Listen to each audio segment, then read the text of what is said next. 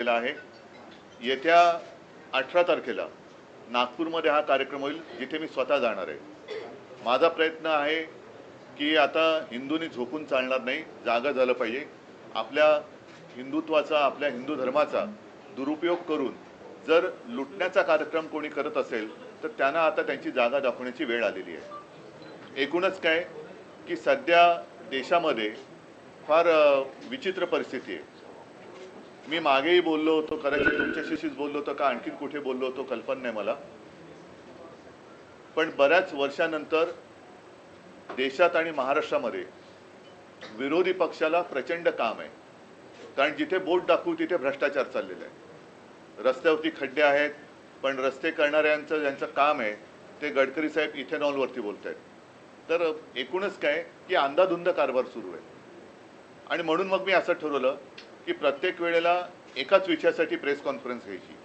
आणि आज मी जो विषय घेतलेला आहे हा विषय साधारणतः गेले किमान महिनाभर चालू आहे, पण दुर्दैवाने म्हणावा तसा तो लोकांपर्यंत जरी पोचला असला तरी लोकभावना त्याच्यावरती व्यक्त होत नाहीयेत।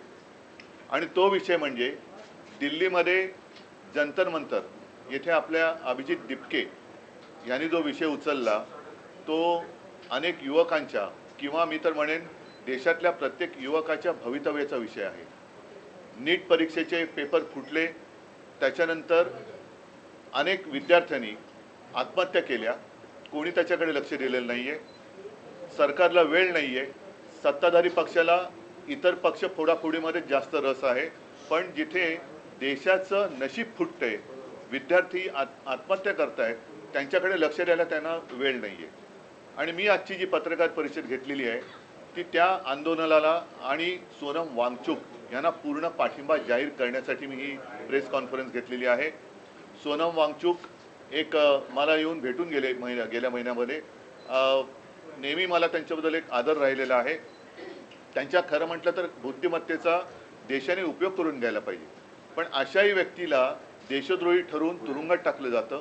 आज ती व्यक्ती तिकडे आमरण उपोषणाला बसलेली आहे, दिवसागणिक त्यांची तब्येत खालवत चाललेली आहे।